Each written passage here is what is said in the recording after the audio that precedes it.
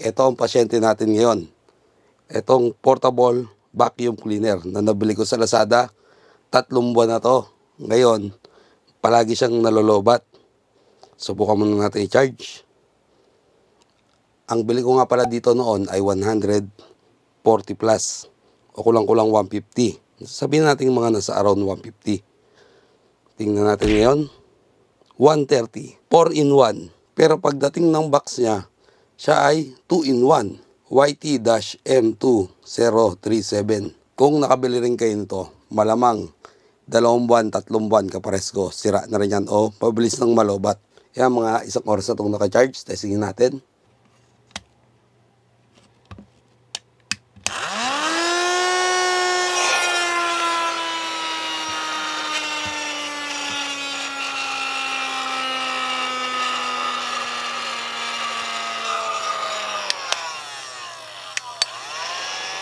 Ayan, ayun na yung tunog niya. Pero maganda tong vacuum nito. Nagaganda na ako sa kanyang pura pa. Pero meron pa isang vacuum dito. Kakabili-bili ko lang. Ito ang Powerhouse Portable Vacuum Cleaner. Mas mahal to. Nasa 500 plus to. Okay, mamaya silipin din natin yan. Buksan din natin. Pero ngayon, buksan muna natin at tingnan natin tong Portable Vacuum Cleaner natin kung anong problema. Buksan lang natin yung 5 screw niya.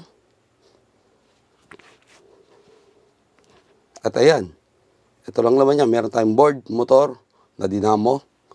May impeller yung motor niya. At 18650 na battery. Testerin natin ang battery. 18650 na battery. Testerin kagad natin to. 1.62 volts. Low bat. Okay, low bat to. Ang battery ganito ay 3.7 volt nominal voltage yan. Ang full charge nito are 4.2 volt. At ang full discharge na dapat 2.5 volt lang, wag na tayo bababa doon. Subukan natin lagyan ng charger.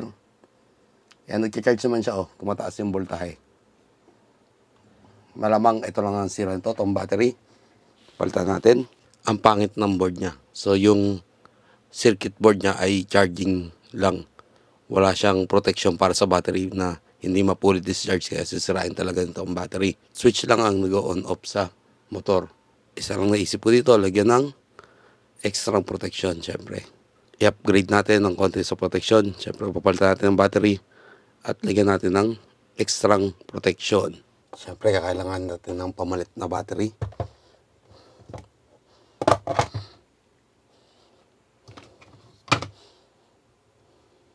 Buhay pa kaya to.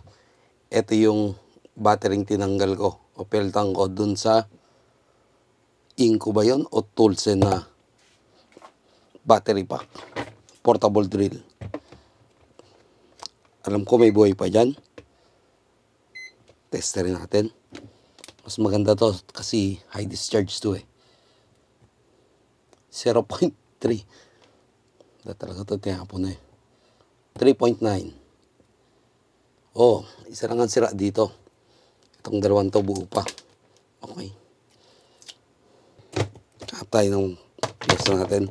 Ang una ko talagang naisip dito, ikabit, ay TP4056 module na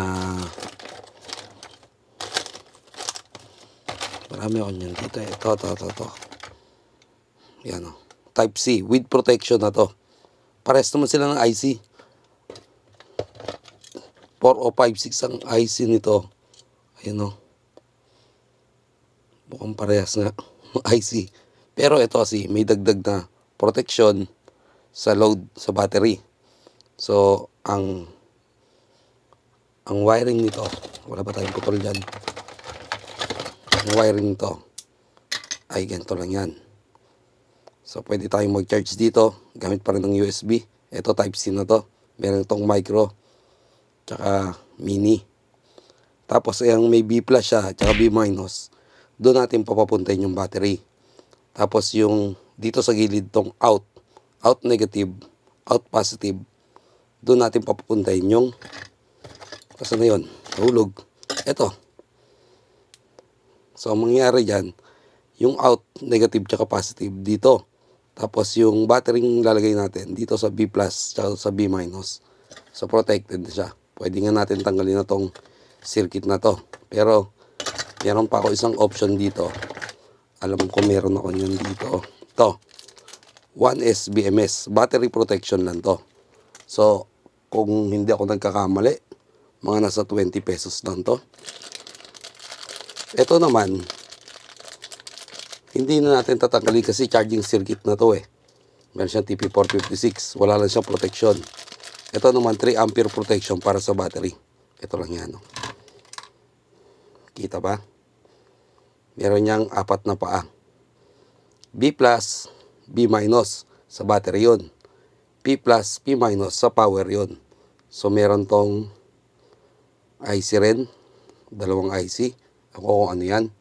Pero ang gagawin natin, yung P+ sa P- papunta dito.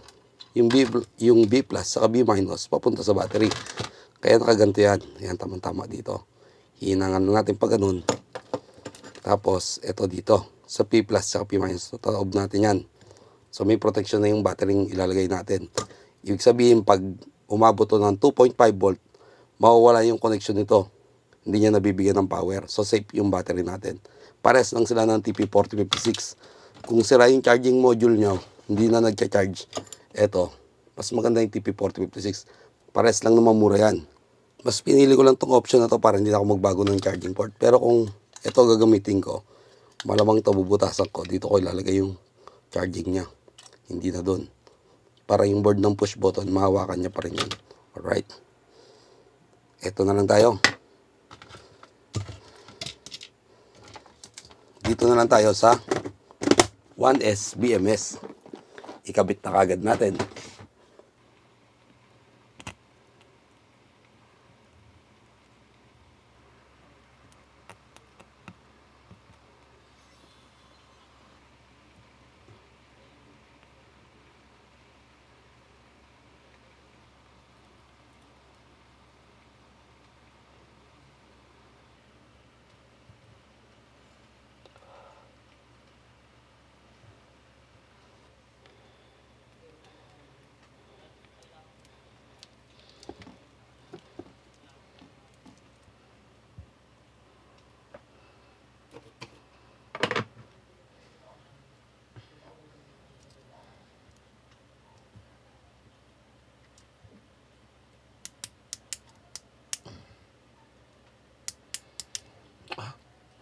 Isang pindot lang, namatay na.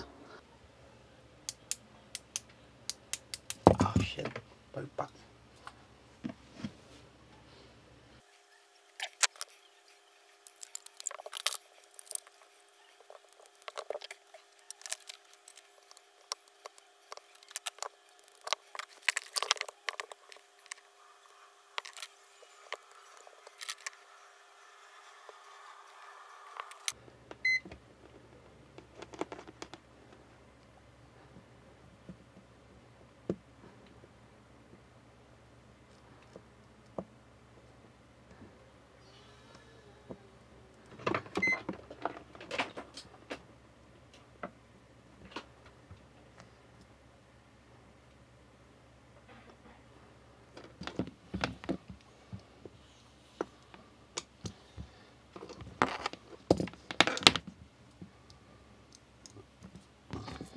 So, testingin natin to sa ating bench power supply.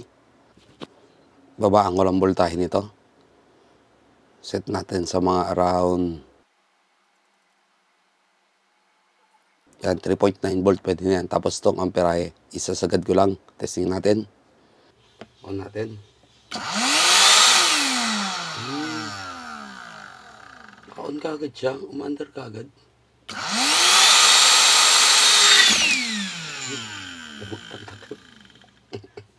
6 ampere.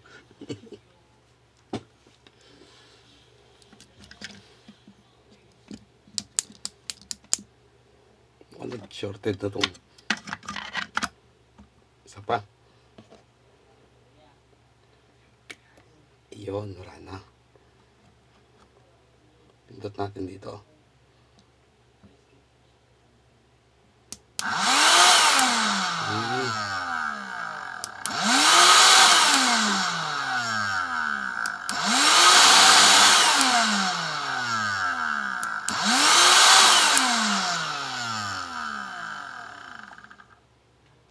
Ang taas pala ng amperahe nito.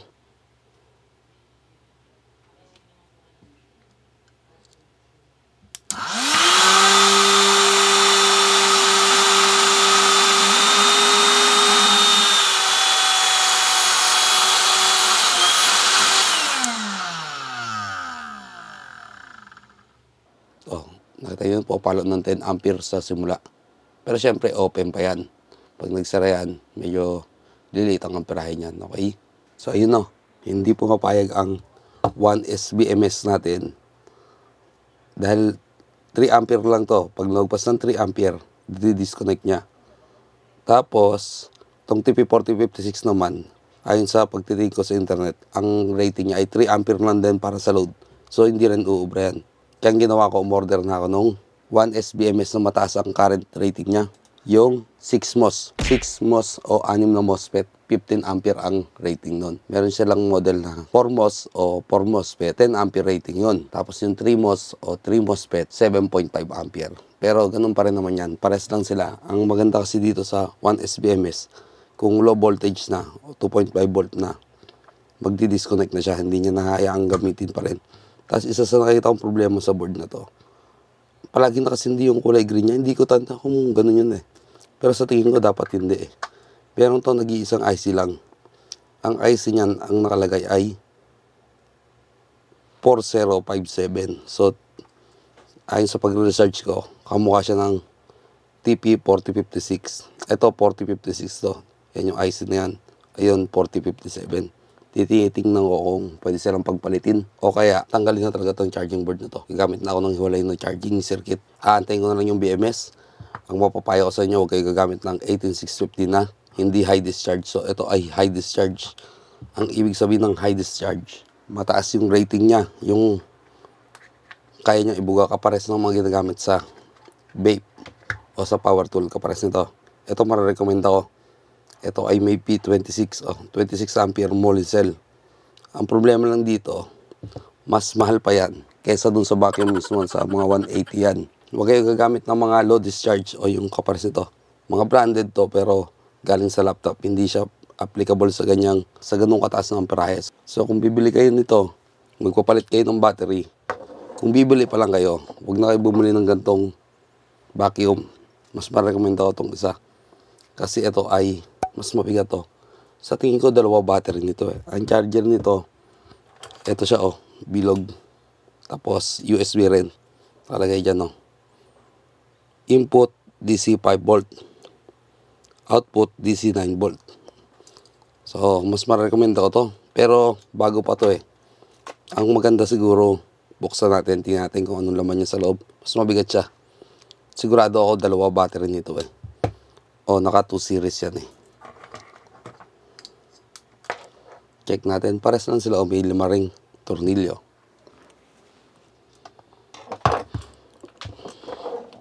Buksan natin ang nilalaman nito. Tingnan natin kung ka-recommenda ba ito. Yung nakatago. Pero pares lang sila Ito yung switch niya